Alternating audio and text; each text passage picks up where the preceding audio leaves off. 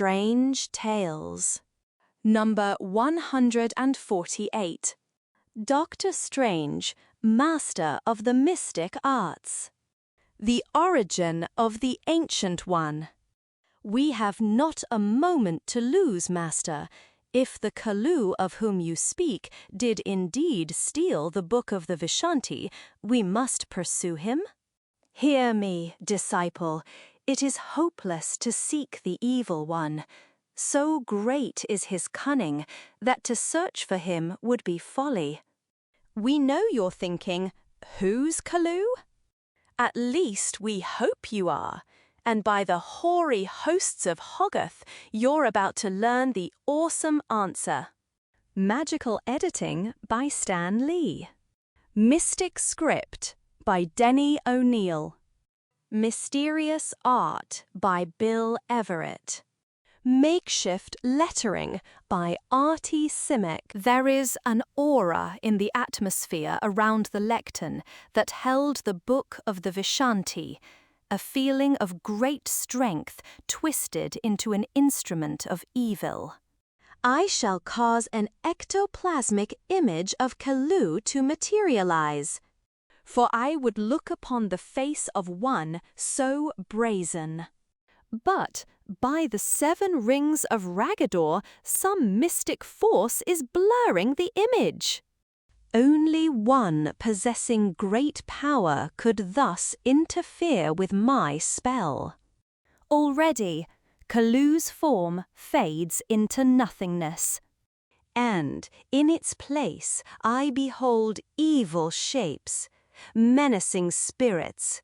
If these are Kalu's servants, he will be punished for whatever dark deeds he has committed. I, Doctor Strange, vow it. Enough! Your babbling is that of a callow schoolboy. Disciple, such talk is not worthy of my most accomplished follower. You speak lightly of defeating one whose magical prowess is far superior to your own, one whose will is indomitable. For though the body of Kalu be me through sheer willpower, he has made his spirit more than human. Forgive me, wise one, if I have offended you. Yet I do not understand. How can any mortal man present so great a threat? Why do you, the supreme master of enchantment, seem to fear him so? To answer your question, I must speak of events which happened more than 500 years ago. Events which took place in Kamar Taj, a hidden land high in the Himalayas. It was populated by a race of people who, though not outwardly advanced, had developed the arts of joyous living to a degree undreamed of by more complex civilizations. It was the birthplace of both Kalu and myself. We grew to manhood there, among gentle folk who knew not the meaning of war, whose lives were as free and bright as the laughter of our children. They tilled the earth and took their pleasure in the eternal pageantry of nature.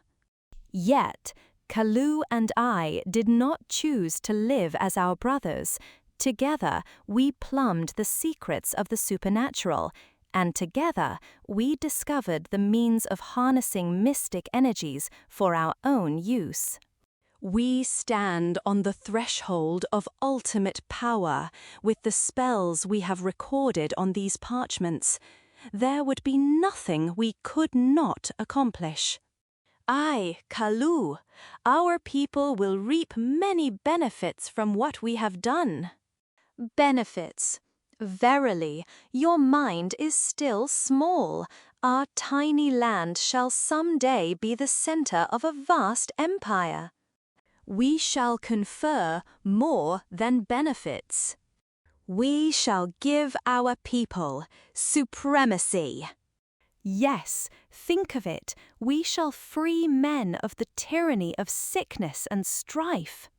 But Always we must remember that there are laws we dare not violate.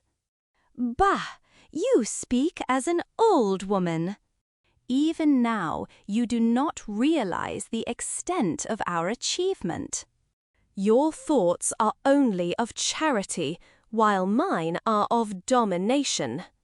Your gloomy visage wearies me.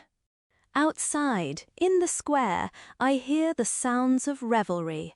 It is my pleasure to join the merrymakers. Perhaps he speaks truth when he calls me an old woman. Yet I feel we should exercise our powers with caution. I only hope I can restrain Kalu if he decides to do something unwise. Always I have distrusted Kalu's lust for power. Now I fear his ambition will blind him to the perils of tampering with the mystic realm. But while I remained engrossed in my arcane studies, Kalu used his knowledge of psychic hypnosis to slowly gain control over the minds of the people. Many months we kept to our chamber, refining mysterious knowledge we had gained, until one day Kalu approached me, his eyes glittering. Come, no more can we learn within these musty walls now. We must act. It is time to summon our destiny. I would wait still longer, Kalu, but if you judge the days of study are over, I will heed you. Let us go! I must accompany him. I do not trust him to conjure alone. I shall use my power to limit his. Stepping onto a balcony which overlooked the silent village, we invoked all the hidden forces of the supernatural, casting an enchantment over the land. For an instant, the very ground beneath our feet shuddered as our spell gripped all nature. Then it seemed the sun itself shone more brightly and the air was sweet in our nostrils. Disease, poverty, and pain vanished, and for the first time in the long history of mankind, human beings were free to exist in perfect happiness. Intoxicated with our success, Kalu and I walked through the village. Soon the people will choose a ruler. Though you have been a faithful companion, I insist that you refuse the throne. For only I, Kalu, have the courage and strength to lead. Kalu must rule.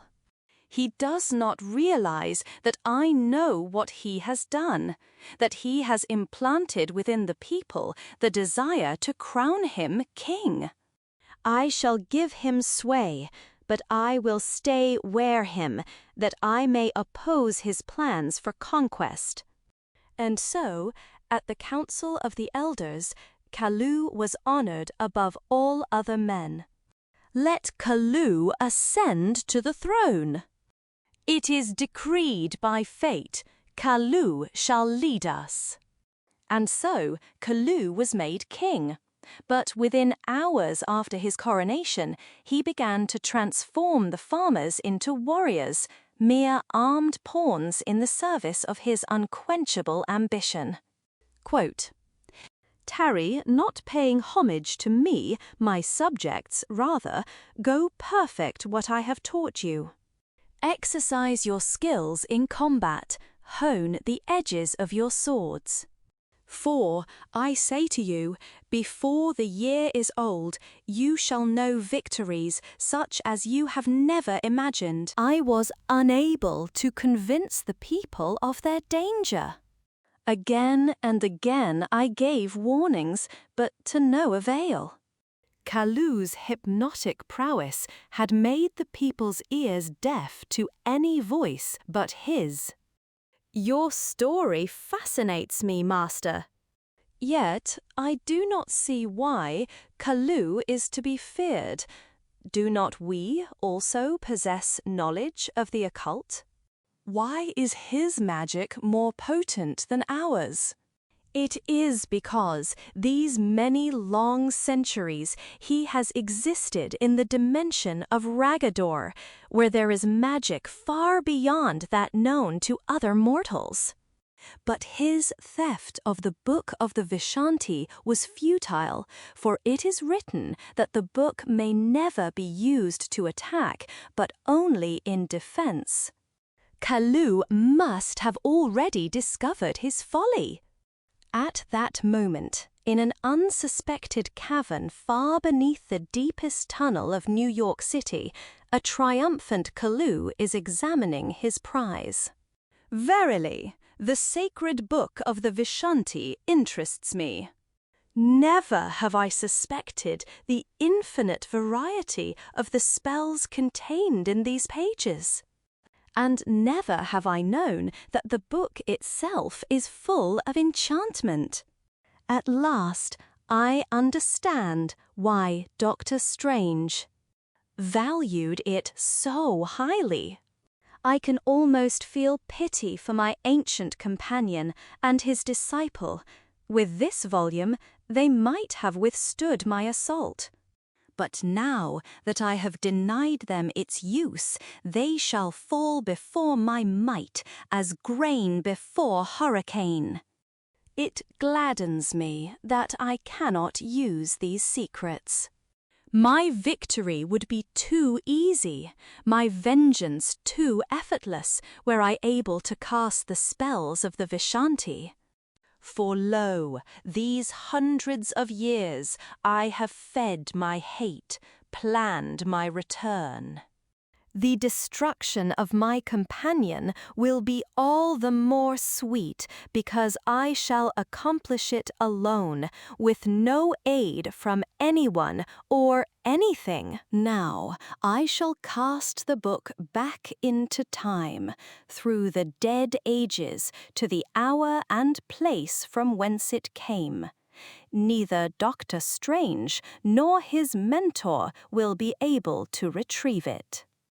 Begone, book, Kalu commands it. My hour has come.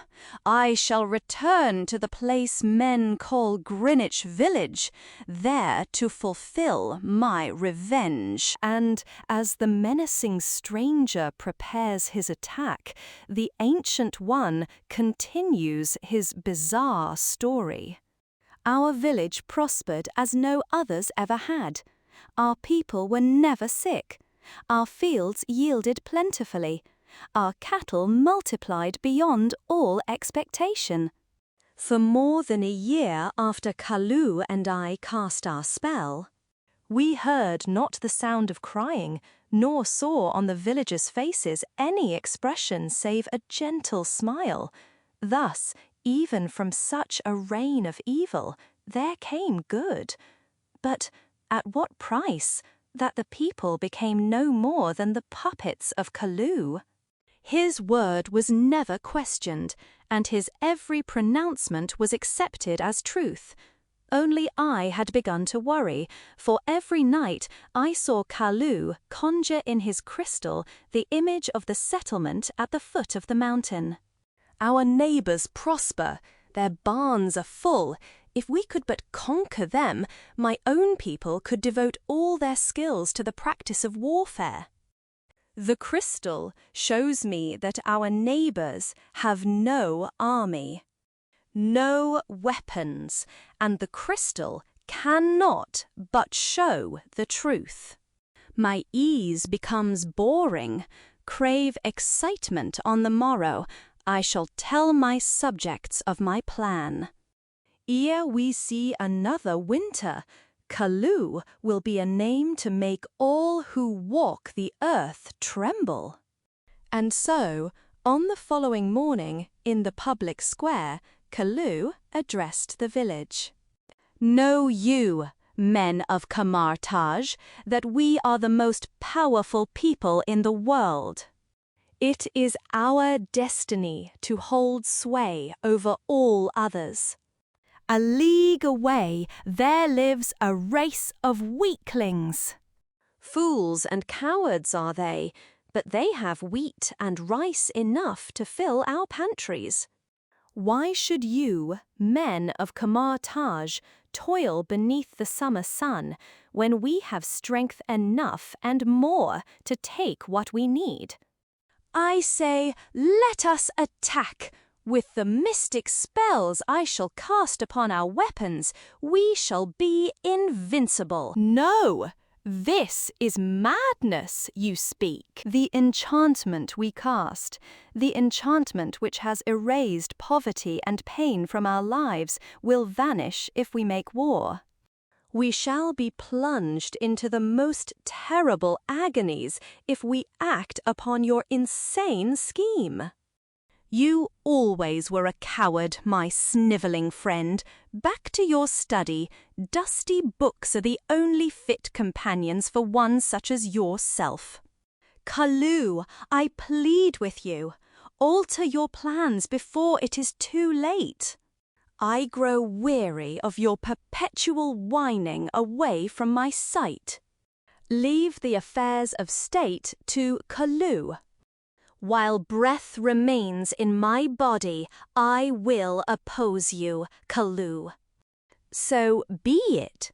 Then I shall deprive your body of breath. Dards, seize him.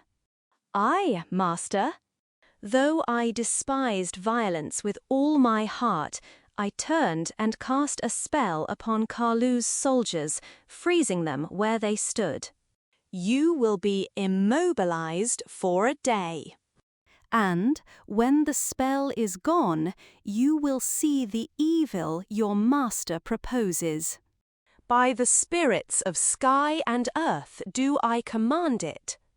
Now I must treat Kalu in similar manner. Fool, your magic is as weak as your will. I shall not kill you, for I shall enjoy having you as my personal slave when our conquest is finished. Until then, you shall remain fixed where you stand, helpless as a statue. You shall watch with motionless eyes as I prepare my army. While my back was turned, Kalu struck. It was folly to think he would fight with honor. Hear me, warriors of Kamar Taj. When the sun rises next, we shall begin our march. Today we prepare, tomorrow we strike. So, throughout the night, the villagers prepared for war. Eyes blank, they passed before Kalu, holding their swords before him, and on each sword he cast a spell of invincibility. When dawn came, the peaceful farmers had become mindless savages. Then Kalu ordered my still helpless body put into a cart against my will. I was taken with the army to the neighboring village, there to witness his infamy. Led by the power-mad sorcerer, the warriors attacked without mercy. Quote, with enchanted weapons, covered by a mystic shield, they laid waste to all they saw. Though the victims resisted bravely with stones and sticks, their efforts were as nothing. To yet further slake his thirst for destruction, Kalu ordered the village burned. The air was filled with smoke, and above the noise of battle, I could hear the shrill voice of Kalu. Onward, men, of Kamar Taj, leave not one hut untouched. At last, their resources exhausted, their spirits broken, the courageous peasants had no recourse but to beg for surrender. Have mercy, we will fight no more. Mercy, you ask, mercy of Kalu, the conqueror? Weaklings do not deserve mercy. After the last sound of battle had died, Kalu's warriors forced the men of the ruined village to load our carts with their own goods. the goods they had wrung from nature with endless toil. Lo, O you our captives have worked through the heat of the afternoon, master. Is it not time to permit them rest? No, their labour will not cease until the task is finished. Do not think of them as men. They are but our slaves. When the long shadows of evening crossed the ravaged land, Kalu sat upon his throne and gloated. One village has fallen before us. But there are others, wealthier, more ripe for conquest. And beyond the mountains, I have heard of great cities. These too shall feel the power of Kalu. Mine is a name men will remember for all time. For I am Kalu, the invincible. Kalu's warriors, now as power-crazed as their leader, forced the captives to return with us to Kamartaj, where they were made to do labors fit only for beasts. As the days passed, the light of humanity died in their eyes. That the effect of Kalu's regime upon our own people was worse yet, for deprived of the dignity of honest labour, they sank into a state worse than that of beasts. Their laughter became as the grunting of swine. And their thoughts were only of their comforts. Kalu kept me frozen in his spell, displayed in the public square for all to taunt. But though my body was helpless, still I could call upon the mystic forces which my captor had flaunted. In the very air I sense impending doom. I have upset the cosmic forces. And the irony of it all is that I shall survive because of Kalul's own spell. All the while, Kalu savoured his conquest and plotted further infamy. Gold, fine silks, these things does Kalu crave in my crystal. I saw the image of a fine city not far distant. Ere a fortnight has passed, the city will be ours. Our captives will carry us there on their backs. But, master, surely they will perish on the journey. No matter soon, new slaves will serve us. Suddenly, a serving girl was struck to the ground by some unseen force. What is it, Misha? Why do you cry out? Physicians, see to her, find the cause of her illness. She is beyond the ministrations of any man, master. I have never beheld these things before. It is as though her body never held life. When I called down the mystic powers upon Kalu, I did not realize that the villagers would be affected. Pestilence and disease swept over the land, and those few who escaped sickness spent the long summer nights making cries of mourning. A week passed, then another. Finally, the curtain of death lifted, leaving the village ravaged and hollow. Such was his mystic power that Kalu, the cunning, the evil Kalu, did not perish with his warriors. My plans for domination have crumbled without an army. Not even Kalu can plunder the great cities. This plague, it must be the work of my former companion. I know not how he penetrated the spell I cast upon him, but this I do know. Though I must now flee to the dimension beyond the edge of the universe, I shall return if it takes 1,000 years. I shall have revenge on he who forces me to exile myself in the fathomless reaches of infinity. I swear it.